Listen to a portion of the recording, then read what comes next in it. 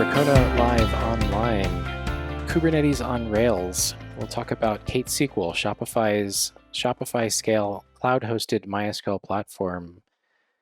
I'm Jeremy Cole, and I'm Akshay Suryawanshi.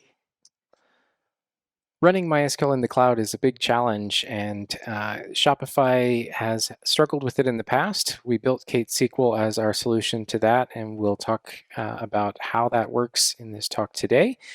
Over the last year or so, we've built the platform up to solve some of these problems and provide a MySQL platform that we hope will be able to grow with us in the future. My name is Jeremy Cole. I am a senior staff production engineer in the database platform team, and I've been at Shopify for 2.5 years, but I've been in the MySQL community for over 20 years now at MySQL, Twitter, Google, and more. I'm Akshay Suryawanshi. I am a staff production engineer at Shopify in the database platform team. I've been at Shopify for 2.5 years now. I have worked with MySQL for over a decade and previously worked at Tumblr and Percona. So about Shopify, Shopify is the name of the company and also the commerce platform that it provides. Our motto is simple. We want to make commerce better for everyone. Shopify currently serves as a platform for over 1 million merchants, and it has so far served hundreds of billions of dollars worth of commerce through its platform since its inception. We are also a digital by design work environment. That means that we like remote work and we have distributed teams. Last but not least, we are hiring a lot of engineers, 2021 engineers in 2021. For today's talk, let's look what our agenda is going to be. We'll first go into the problems and motivations that led us to build our own in-house database as a service, which we call KateSQL. We'll look into the architecture of it that we chose and we designed. We'll look at the feature that it provides to us right now. We'll look at the challenges that it also provided to us while we are running it in production. We have some cool demos of KateSQL, how it would run in production, and last but not least, we'd like to discuss what the future of our database as a service is going to be. Let's first look at what is the scale of Shopify right now and what is the background of its database infrastructure. So Shopify uses MySQL to store its relational data. Most of the data belongs to our top tier Shopify core application. It's the monolith that Shopify runs and serves as majority of the platform. We use a simple master replica topology clusters, and all of the data is sharded. This whole tier stores petabytes of data throughout the system. Shopify also has other smaller applications, and a few of them are actually growing very rapidly as Shopify grows, and they are unsharded so far. So they need vertical scalability until a good sharding strategy is in place, while also currently running in Google's Cloud SQL database service. Going into 2020, last year, a major focus for us was to solve the scaling problems for our smaller applications, as Akshay mentioned, running in Google's Cloud SQL. There were a few features that Cloud SQL could not provide for us, namely native multi-region support and the associated inter-region failover for that. Improved availability and drastically reduced failover times, so we can get the failover times down to a few seconds instead of potentially minutes. Better observability and visibility into the performance and availability of our platform, better transaction throughput, and especially through control of replication configuration and not being stuck with only having semi-sync replication as an option. Getting better control over backups and the retention of those backups and the ability then to verify backups, and better control over our MySQL upgrade path and the timing of our upgrades. So we decided to build our own in-house MySQL hosted solution, which is a managed database service to provide the features that we need and the reliability that we need, and base it on the Shopify technology in use, which is primarily Rails and Kubernetes. Eventually, it will become the only database platform for all applications at Shopify. Right now, we have many things running on it, and we're in the process of migrating things. And of course, we had to choose a cool name for it, Kate SQL. Everything in the Kubernetes world has to be named Kate something. And we've also got a really cool logo. Next, we'll talk about the architecture of Kate SQL, particularly starting with some of the design goals. We know from the beginning that we wanted to run in multiple regions. Each of those regions has multiple zones, and we want to run across multiple Kubernetes clusters and maintain a pretty flexible replication topology so that we can control the number of replicas we have and where we place them. We also want to support flexible instance shapes, from very small ones with only perhaps one CPU to very large ones with 30 or 60 CPUs, provide reasonable availability, or HA, high availability, and also allow that to be based on asynchronous replication as an option for better performance. We want to, as we operate the system, always maintain the desired availability through our various upgrades and configuration changes. And so one of the key design goals of KateSQL is that we always, for instance, bring up a new replica before terminating the old replica so that the availability of the system never falls below the desired topology. We needed to allow for seamless upgrades of our Kubernetes infrastructure, which is GKE, in order to keep our cluster management team happy and to be able to continue moving forward and gain new features, and to do that all while maintaining the system in a safe and supportable way. And of course, we're going to be continuously developing this system, so we need to be able to seamlessly develop and deploy the KateSQL platform itself. So long-running operations against those MySQL instances should not really block us from being able to perform platform deploys, and vice versa. We shouldn't be blocked from doing KateSQL deploys because of the KateSQL platform changes. Some of the user-focused design goals that we had were to maintain the system with a reasonable cost, of course. We don't want to waste too many resources, and so that means some things with regard to how large the instances are and how well we pack them. We want things to be as much as possible self-service by our users so that they can go click a few buttons and get things provisioned as they need. Operations in general should be as predictable as possible. So in many cases, we have made a design decision deliberately to choose safety over speed. So some operations may be slightly slower than they could otherwise be, but they are safe. We want to make sure that we never lose data even if everything goes wrong. So if the entire Kubernetes infrastructure went down suddenly, we wouldn't lose data. And one of the ways that we achieve that is through using persistent disk for storing our data, which is separate from the Kubernetes infrastructure itself. And we'll talk a little bit more about that later. Failed operations can be retried until they eventually complete. So the intermediate state of a deploy or anything like that can be left more or less indefinitely in its intermediate state, and it's safe. So we've tried to ensure that all of those operations that we do transition only through safe states. And if they break in the middle somewhere, they're still in a safe state. We want the ability to test and canary configuration changes, MySQL upgrades, platform upgrades, etc., safely, and make it easy to stay up to date with software versions. We shouldn't have any upgrade fear in the future. And of course, it should be minimal effort to change your mind, to decide to scale up or scale down, or add new instances, or add new regions, add new zones, create a brand new KateSQL.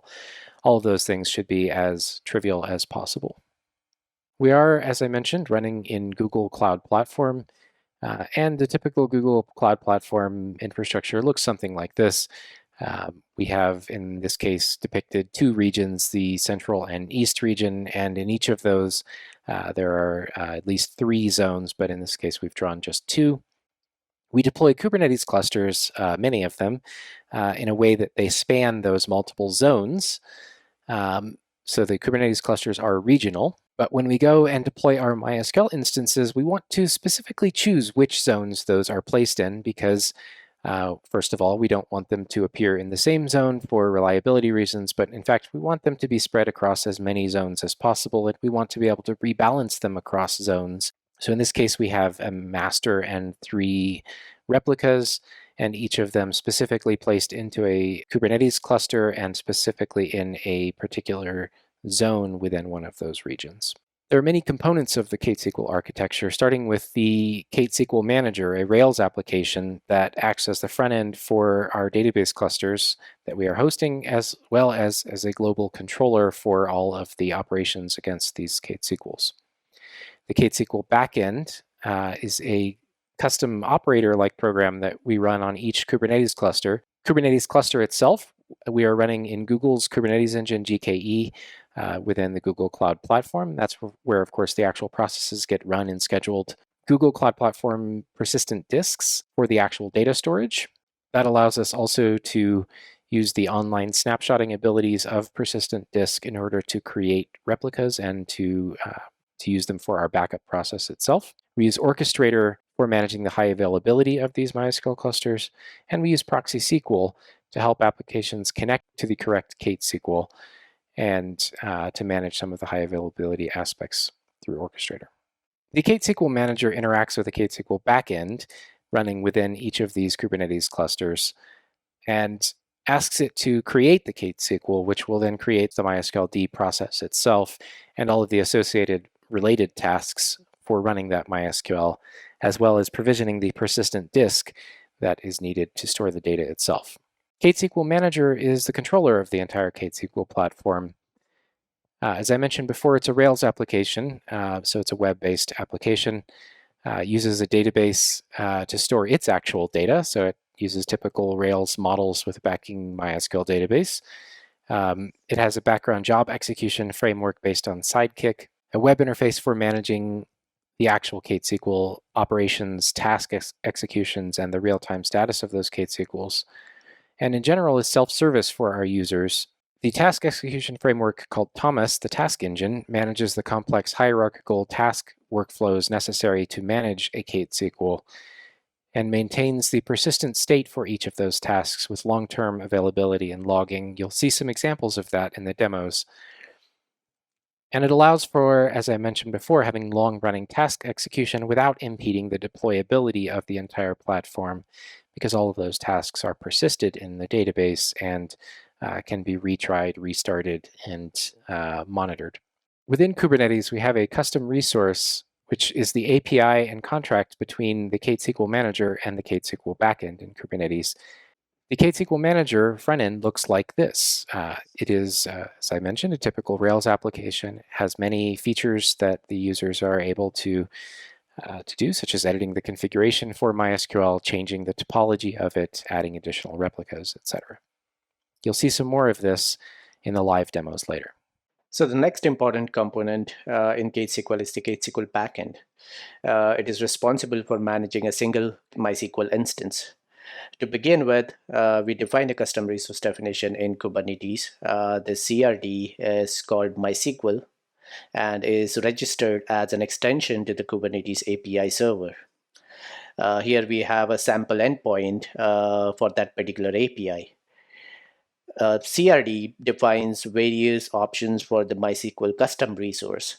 For example, resource requirements, where we are able to enforce guaranteed quality of service, the Kubernetes resources, Kubernetes native resources or objects to be created, cron job schedules, MySQL configuration, etc. can be specified in this MySQL custom resource. Each Kubernetes cluster runs a controller-like program called MySQL Buddy. MySQL Buddy watches the API server for a MySQL CR to be deployed by the KateSQL Manager. As we saw in the previous flowchart, when a MySQL CR is deployed, the Buddy is going to act on that particular CR and starts processing its various spec options provided by the CR. It eventually ends up deploying the correct Kubernetes native resources like stateful sets, persistent volume claims, cron jobs, deployments, etc. MySQL Buddy also deploys secrets, config map, RBAC roles, and policies as well. KateSQL backend also runs a special controller that is used to manage the creation of persistent disk in GCP. It restores a snapshot that is required for that persistent disk to be used in the database, and create an appropriate persistent volume object in the cluster as well. A MySQL custom resource or CR represents only a single MySQL instance, and it deploys a single MySQL instance and its related objects. Currently, MySQL Buddy deploys the MySQL server in a stateful set, which runs containers like MySQL init, which is a container to set various environment variables or grants or MySQL configuration that we want to support. MySQL container runs the MySQL server process itself. We also run a few sidecar containers for log rotation, replication heartbeat, monitoring, etc. It also deploys a persistent volume claim that attaches the persistent volume created by the separate body, as we saw in the previous slide. Apart from the stateful set, MySQL Buddy also deploys a few other related tasks, such as cron job for taking backups, a cron job to dynamically resize the underlying storage volume, a deployment to run programs like ptkill, and other deployment that runs a program for metrics collection and reporting. This is a sample screenshot of a typical MySQL CR. So let's go through a few of these fields in the CR to understand how it works. For example, we have the kind field set here to MySQL that identifies that this resource is of kind MySQL in Kubernetes. For example, a kind of a resource in Kubernetes would be a stateful set or a pod. Similarly, we will have now MySQL as we have extended it using the CRD. Then in the metadata field, we have a field called name, which identifies the CR and is globally unique.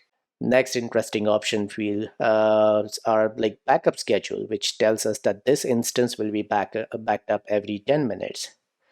We have something called as data disk size GB, which indicates the size of the persistent disk to be created for this particular instance. We also have some MySQL configuration option passed as database flag array, which helps us in setting MySQL instances myCNF configuration. Further, we have also specified resource requirements like, for example, in this particular case, we have 4 CPUs and 25 gigs of memory to be allocated to a pod, which is run by that stateful set and will be used for the MySQL process. Likewise, another interesting option that you can see here is the instance zone, which indicates which availability zone the instance should be running and the KateSQL name also to which it belongs. This is only a partial snapshot of the whole CR, and there are other options which are sort of like out of scope for this talk, but it's how the API really works between the KateSQL manager and the KateSQL backend. Apart from MySQL Buddy and the disk buddy that we talked about, we also deploy our in-house service discovery tooling called Taiji. And they are deployed in the same cluster. Taiji's agent component is deployed as a daemon set, which avoids them basically getting rescheduled and deployed only on Kubernetes cluster nodes where MySQL pods will be scheduled. We have been able to extend Taiji agent to monitor multiple instances of MySQL running on a particular cluster node. This helps us extend Taiji to start monitoring a situation where we have multiple MySQL instances bin packed on a very large VM. Another tooling that we deploy and is important is the kernel and system tuning related scripts. We run databases, and databases has special configuration for kernel or any system configuration that we want to do, and we ensure that happens using a daemon set which runs this kernel tuning script.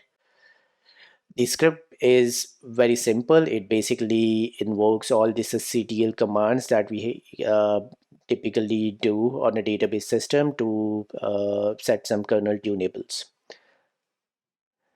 There are also some infrastructure components that are deployed but not included in this presentation that are orchestrator, proxy SQL, as they follow the same deployment for the Shopify core app that we have. So nothing is special with KateSQL related to them. So let's look at the backend workflow with the help of a diagram. So here we have a Kubernetes cluster with a namespace that runs the MySQL buddy and the disk buddy programs. The MySQL buddy program watches the API server, especially for the CR kind MySQL. KateSQL manager deploys a MySQL CR to the API server. After receiving the CR event, MySQL buddy processes the CR by first creating a Kubernetes namespace. The name of the namespace is same as the instance name, and it's KateSQL something. Like we randomly generate a string, and that basically becomes a a globally unique name for that particular instance. Next, the MySQL buddy program starts deploying secrets and config maps in that namespace which was newly created. Secrets contains the credentials and config maps will contain the various configuration files for MySQL and other related tasks. We deliberately deploy these first so that the future object dependencies are met. Next in line, we have cron jobs and deployments getting created. These are the backup and disks resize jobs that we talked about and the deployments for metrics collection and PT kill. Finally, MySQL Buddy will deploy the stateful set that will run the MySQL server in it, and along with that, MySQL Buddy will also deploy a persistent volume claim. Disk Buddy in this case is now watching for any PVC or persistent volume claim to be created, and as soon as it sees a claim has been deployed, it starts its workflow of creating a disk, restoring a snapshot, and creating a persistent volume. As soon as the persistent disk and the volume is created, the volume now will get bounded to the persistent volume claim that was created by the MySQL buddy, and now MySQL can resume its operation of starting up and serving the needs. Let's look at some of the features that KateSQL as a platform provides to us. So aligning with our design goals, which Jeremy mentioned a few slides ago, KateSQL now uses asynchronous replication in MySQL and provides a decent HA model. For example, we now have built-in ability to failover in region and cross region. KateSQL uses orchestrator for automatic and manual failovers. It also uses homegrown tools like for service discovery like DIG, and hence leverage our own local expertise.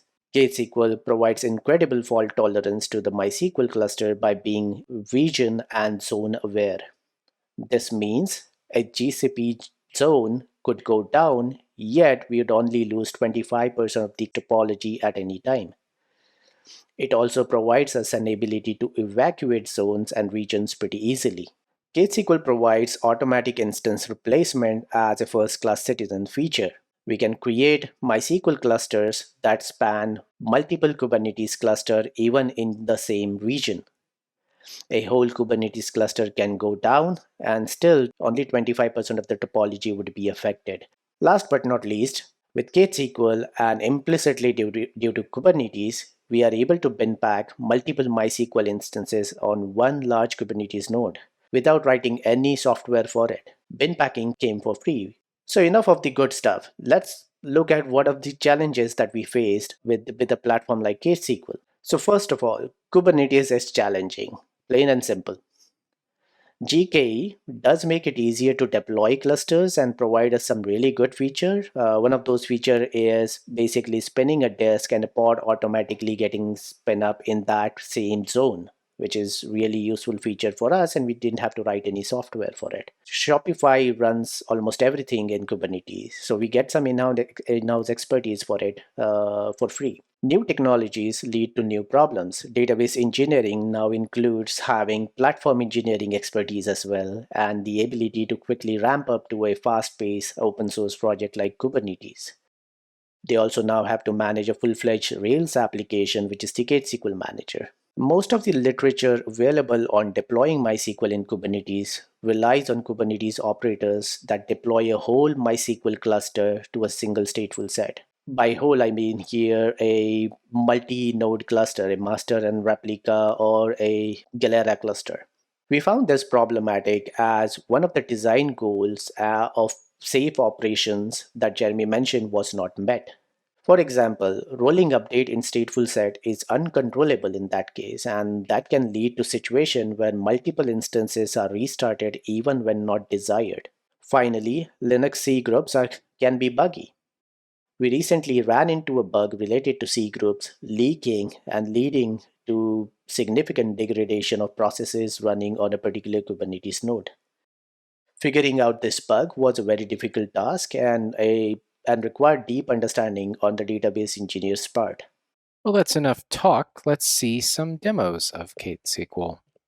To start with, a quick demo creating a KateSQL. In this case, we'll create a what we would say 1+1, one instance in each of two regions. This is KateSQL. It's a typical Rails application backed by a MySQL database. It keeps track of the various things we need to deploy MySQL in our Kubernetes environments, the Google Cloud regions and zones, and the Kubernetes cluster metadata. In addition, it manages the global configuration for all of our MySQL instances.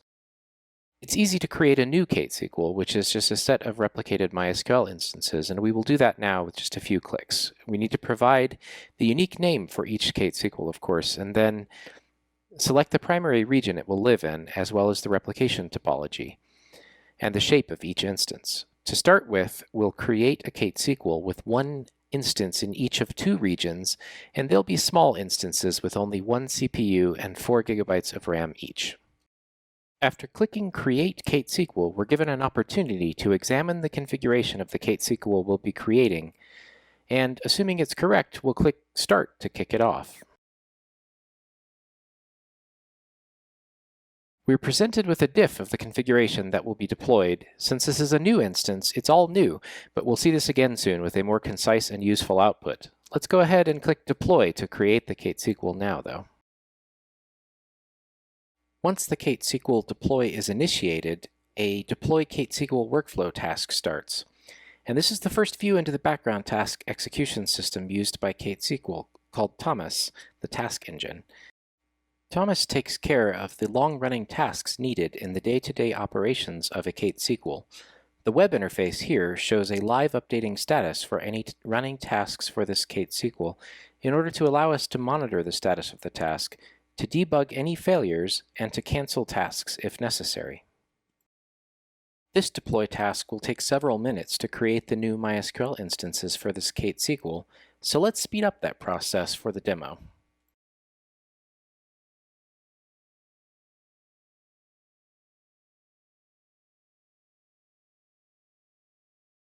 At this point, the first MySQL instance was successfully created and is now up and running, so KateSQL will create an immediate snapshot backup of the persistent disk in order to use that snapshot to create the additional instances that are needed.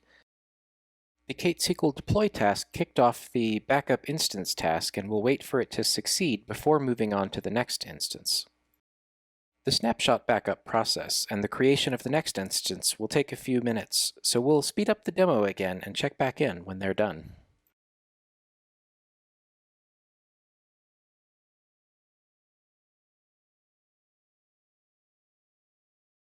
The KateSQL deploy task is now complete, and we have two new MySQL instances, a master in US Central 1 and a replica in US East 1. We can see the healthy replication topology in both KateSQL and in Orchestrator. As you could see, that demo only took just a few minutes. Regardless how large the KateSQL is, it still only takes a few minutes to create new instances. We can take that KateSQL that we just created with one instance in each of two regions and add some additional instances to it. This is very straightforward and still just takes a few minutes. It's quite easy to build additional MySQL instances or rebuild any existing instances in KateSQL. For this demo, we'll modify the KateSQL I created in the last demo. It currently has one instance in each of two regions, which allows us to failover between regions, but we'd like to be able to failover within each region as well. We can build two new instances, one in each region, by editing the topology of the KateSQL to change it from minimal multi-region to standard high availability. When we click Deploy, the configuration diff for this deploy shows that we are changing the topology, of course, but it also shows in which cluster and zone KateSQL has decided to place our two new instances. We'll speed up the deploy process again to save a little bit of time here.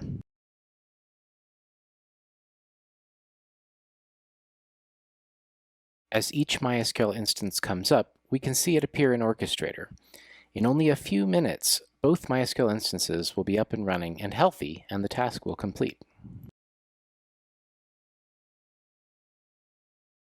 That's it. Now we have a KateSQL with 2 instances in each of 2 regions. In this case, we'll scale up a KateSQL from small to large, but really it doesn't matter how large those instances are or whether we're scaling up or down, the process is the same.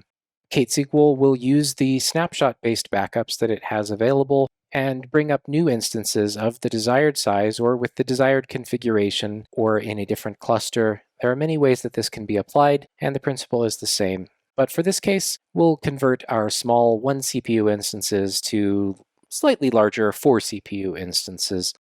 And again, you'll see it takes just a few minutes to complete. It's easy to scale a KateSQL up or down by having the system automatically build new MySQL instances with a different instance shape.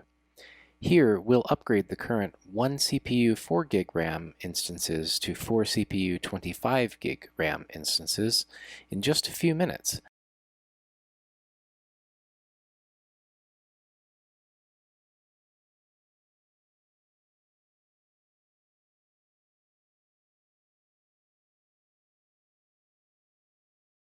When the KateSQL deploy task is started, it will show that the existing instances must be replaced with new ones. We'll go ahead and start the deploy, and it proceeds exactly like in the previous demos. A KateSQL deploy task is started, which coordinates the entire process, and the user can monitor the live status of the task as it runs. As each new instance is built, KateSQL will wait for it to become healthy before moving on or destroying the old instance. This ensures that the system is always in a safe and healthy state, and these operations require minimal coordination and minimal monitoring by the database platform team. It just works. We'll speed things up again for the demo.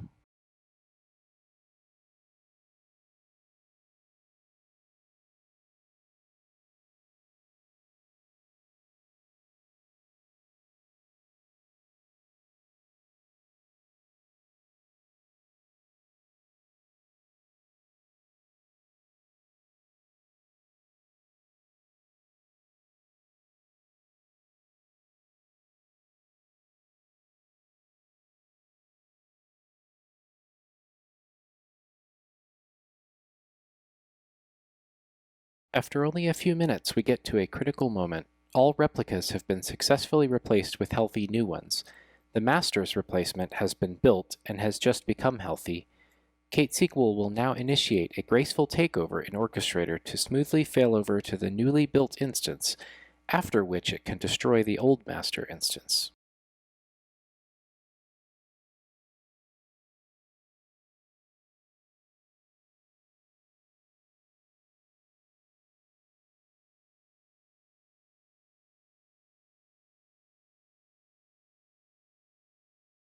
With the graceful takeover operation complete, all MySQL instances are upgraded to the new, larger instance shape now. The old master is still connected, but KateSQL will go ahead and destroy it next.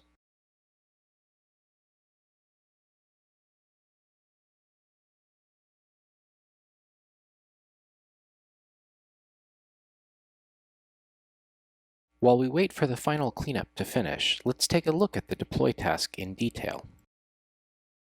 Thomas keeps detailed logs for the entire execution of the deploy task, as well as a hierarchical task tree showing exactly what steps were taken, in the form of subtasks, what their parameters were, what their result was, and the timestamps for everything. This allows us to debug failed tasks, which is a critical feature with complex systems such as Kubernetes running in Google Cloud, where almost anything that can go wrong will go wrong. The deploy is finished, and all 4 MySQL instances are now the new large instance shape. Hopefully those demos gave an idea of just how powerful KateSQL is, even with the maybe boring parts sped up a little bit. There wasn't that much time cut out of them. KateSQL is pretty fast and very reliable and allows us to do very complex operations with a minimum of fuss. One of the concerns expressed by Shopify's database platform team early in the KateSQL project is that it's difficult to diagnose problems running MySQL in Kubernetes. KateSQL's web interface, called KateSQL Manager, provides several tools to make it easier for our team members to investigate problems with MySQL instances managed by KateSQL. On the KateSQL page, there are a few links for each MySQL instance intended for debugging and investigating issues. We'll start with the MySQL link, which allows the user to quickly explore the MySQL Custom Resource Object, or CR, created in Kubernetes by KateSQL. This is useful as a starting point of an investigation and to double-check what information KateSQL sent to Kubernetes in the CR. Aside from the metadata and specs, you can also see the status conditions reported by our MySQL buddy that operates on these CRs. For more general investigation, the next link we provide, titled Namespace, explores the entire contents of the namespace created for this MySQL instance. As you can see, there are many types of objects in the Kubernetes namespace, and we'll take a look at some of the more interesting ones, starting with the DB0 pod that runs the MySQL itself. Exposing this detailed information about the Kubernetes resources used by KateSQL allows us to quickly figure out what's not working, without being Kubernetes experts ourselves. You can see the large amount of both configuration and status information exposed for this single pod. This feature also allows us to send these links to each other to share the same information without expecting the other person to run a series of kubectl commands themselves.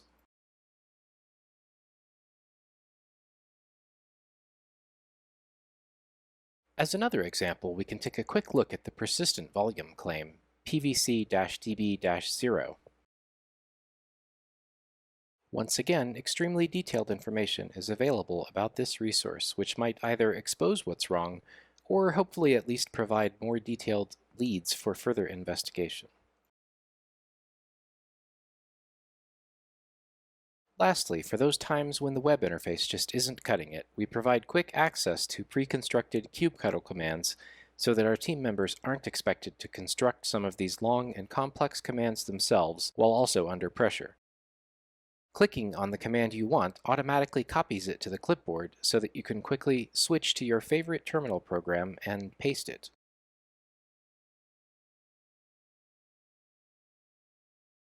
The first command in the list is quite similar to the MySQL link we looked at a moment ago, but uses kubectl to fetch the MySQL CR instead.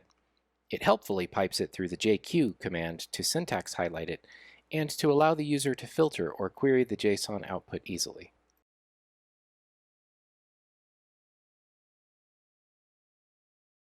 Next, we'll try out the list all pods command, which, as its name suggests, will allow the user to quickly list all pods running in the namespace and provides a basis for the user to build more complex commands up themselves. Finally, we'll try out the command to execute a shell inside of the DB0 pod's MySQL container to quickly get a MySQL shell as the MySQL root user in order to be able to investigate deeper problems with this MySQL instance.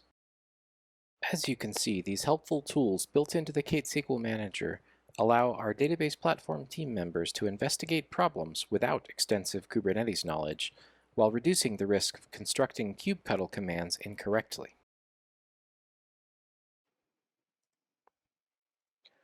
So I hope those demos were cool. Let's now look at the future of KateSQL, where we see KateSQL going and how we plan to explore it further. Our first and foremost objective would be to continue to improve on the existing features that we have. We want to migrate all of Shopify's relational data to KateSQL and basically have one single platform serving all of Shopify's relational data needs. In the future, we also want to add Vitess on top of KateSQL, which will support sharding based on KateSQL. Thanks for coming to our sessions today. Hopefully that was useful information and gives you some ideas, some of the problems you can face running MySQL in Kubernetes, and some ideas of how to solve them. We do hope to make some of these components available in the future as open source software, but we're also happy to hear from you about whether some of these ideas are useful for you or not, and hear some of your problems. Thank you, everyone, for attending, and stay safe.